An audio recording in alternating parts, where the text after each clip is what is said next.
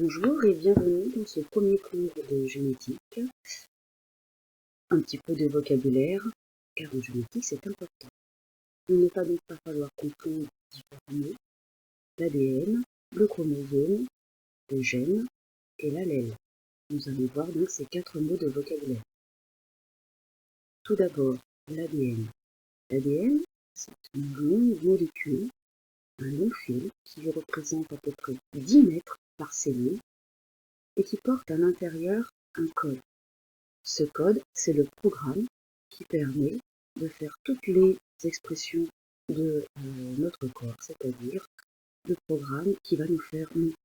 Toutes les informations sont sur l'ADN. Cet ADN est contenu dans une cellule. Vous avez vu en 6e que la cellule est composée d'une membrane plasmique, d'un cytoplasme et d'un noyau. Et ces cellules peuvent prendre différentes formes.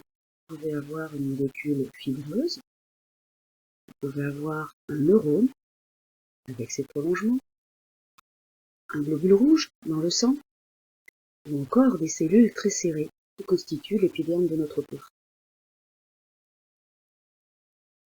Dans nos cellules, il y a un noyau, et dans ce noyau, la molécule d'ADN. Cette molécule, elle est identique dans toutes les cellules de notre corps.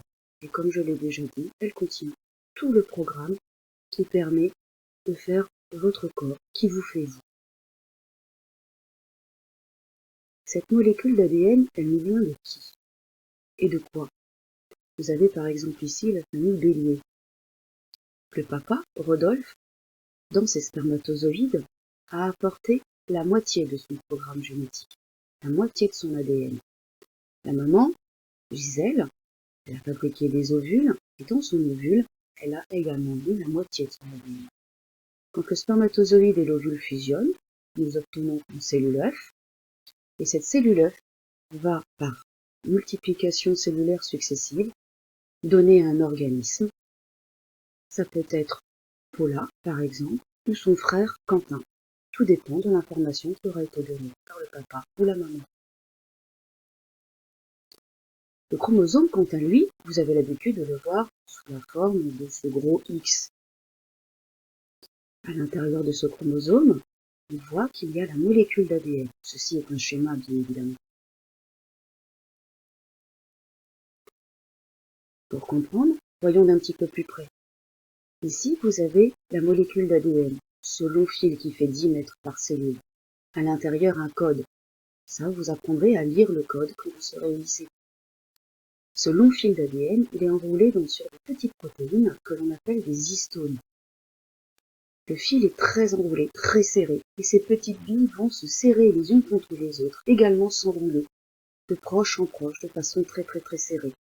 Ce grand câble, qui correspond donc aux histones avec l'ADN enroulé dessus, s'appelle la chromatine. Et ce gros câble va à nouveau se serrer très très fortement pour former le chromosome. À l'intérieur du noyau, on ne voit les chromosomes que si la cellule va se multiplier. Quand la cellule a besoin de lire son ADN, elle le débobine et va le lire. Nous venons de le voir, le chromosome est constitué d'ADN. Et ce chromosome en forme de X ne représente qu'une petite partie de l'histoire de la cellule. On le représente plus généralement sous la forme d'un bâton. Ce bâton, on l'appelle chromatide. Nous avons 2 chromosomes par paire. Le premier nous vient de notre père et le second nous vient de notre mère. Quand la cellule veut se multiplier, elle va les dédoubler. C'est ce que nous verrons dans un autre cours. On parlera donc de chromosome à une chromatide et de chromosome qui contient un centromère, c'est le nœud que l'on peut voir ici, et donc 2 chromatides. Pour la suite de cette présentation, nous prendrons comme représentation des chromosomes un chromosome avec un seul bâton, c'est-à-dire une seule chromatide. Nous avons donc une paire de chromosomes. Le premier chromosome nous vient de notre père. Le deuxième chromosome nous vient de notre mère. Ceci constitue donc une paire de chromosomes qui va nous faire un nom.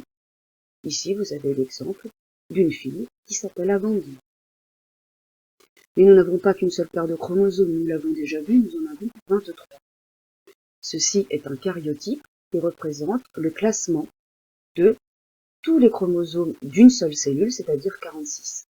Pour rappel, ils sont classés par paire et par taille, du plus grand au plus petit. Pour faire ce karyotype, il a fallu prendre une photo des chromosomes d'une cellule que l'on a éclatée, et ensuite il a fallu les classer.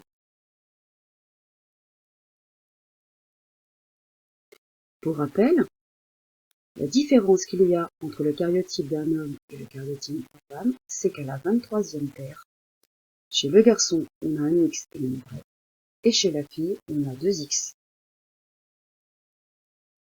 Le gène maintenant. Reprenons ce chromosome.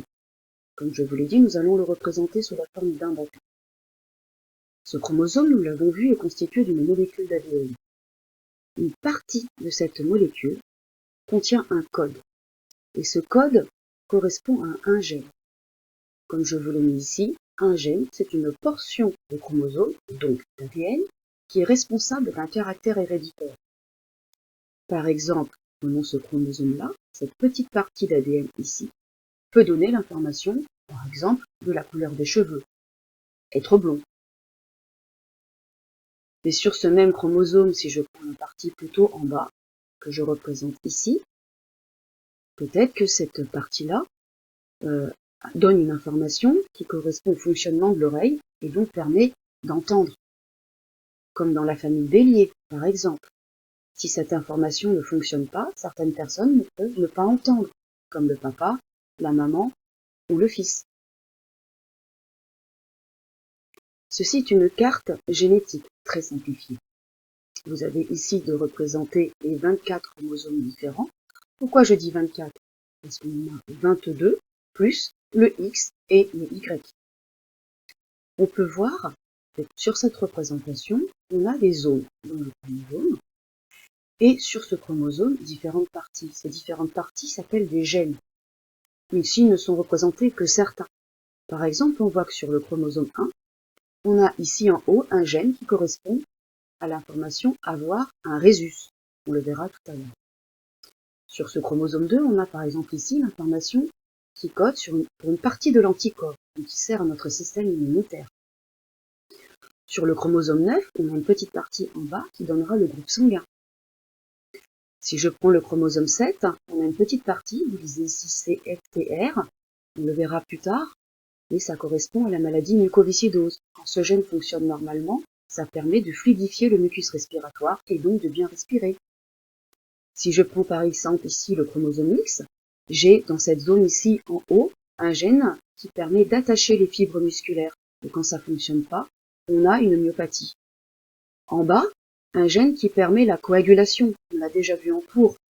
Quand ce gène ne fonctionne pas, le sang ne coagule pas, la personne ne cicatrise pas. C'est donc l'hémophilie.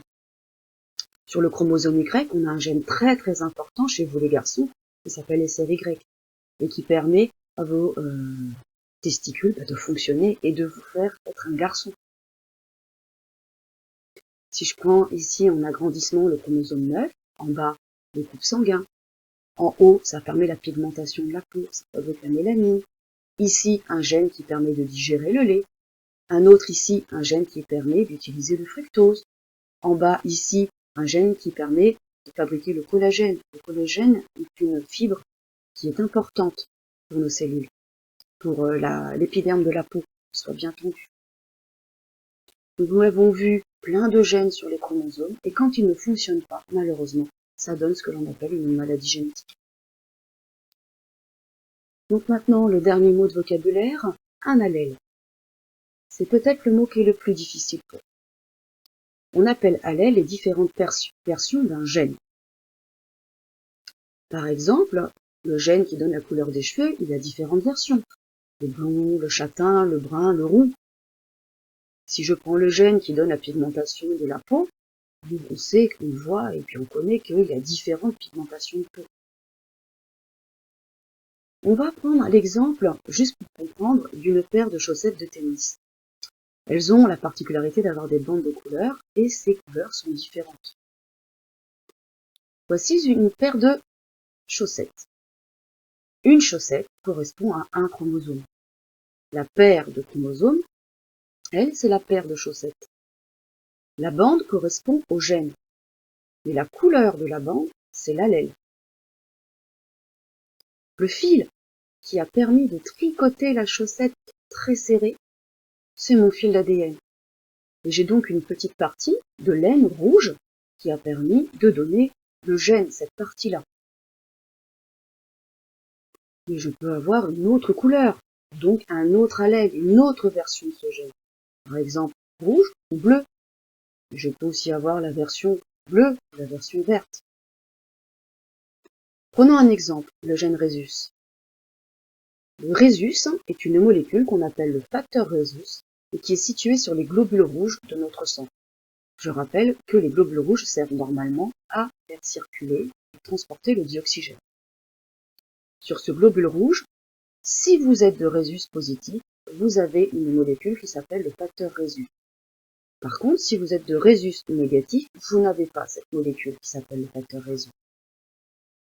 Sur le chromosome 1, il existe deux allèles, deux versions différentes de ce gène. La version moins ne donne pas de rhésus et la version plus fabrique le facteur rhésus. Imaginons que le papa nous a donné sur son chromosome la version, l'allèle plus, et la maman a donné sur son chromosome la version moins. Nous avons donc une paire de chromosomes avec chacun le gène du rhésus, mais pas la même version. La version plus a fabriqué le rhésus, j'ai donc sur mes globules rouges du facteur rhésus. La version moins, elle, ne fabrique pas de rhésus, je n'ai pas de facteur rhésus. Du coup, mon enfant, Amandine, est de quel rhésus? Comme celui-ci fabrique du rhésus et celui-ci n'en fabrique pas, ces globules rouges ont donc du rhésus, elle est donc de rhésus plus.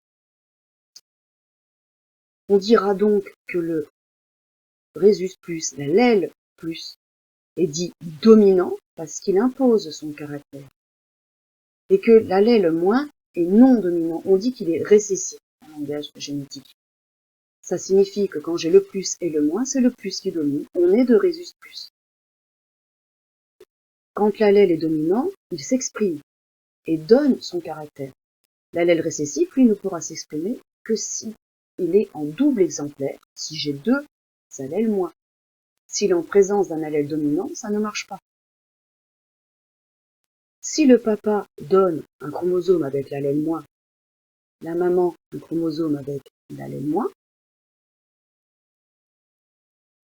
ni l'un ni l'autre ne fabrique le facteur rhésus. Donc mon individu, par exemple ici un garçon, sera lui de rhésus moins. L'allèle moins est récessif et pour qu'il s'exprime, il faut qu'il soit en double exemplaire. Conclusion. L'ADN, on dit que c'est l'acide désoxyribonucléique, le N est ici, il porte l'information. Le chromosome, lui, c'est un assemblage très dense d'ADN et de protéines qu'on appelle les histones. Pour rappel, le chromosome ne se forme que quand la cellule se multiplie. Le gène, c'est la portion d'ADN, donc du chromosome, qui est responsable de l'expression d'un caractère. L'allèle, c'est la version, on peut imaginer, pour comprendre, la couleur du gène. L'allèle dominant s'exprime toujours, et l'allèle récessif, il faut qu'il soit en double exemplaire pour s'exprimer. On verra dans un prochain cours que les allèles sont également source de diversité. Comme ils sont très variés et que nous avons de très nombreux gènes, donc de très nombreux allèles, nous sommes tous différents les uns des autres. C'est ce qui crée notre diversité dans l'espèce. À bientôt pour une nouvelle vidéo.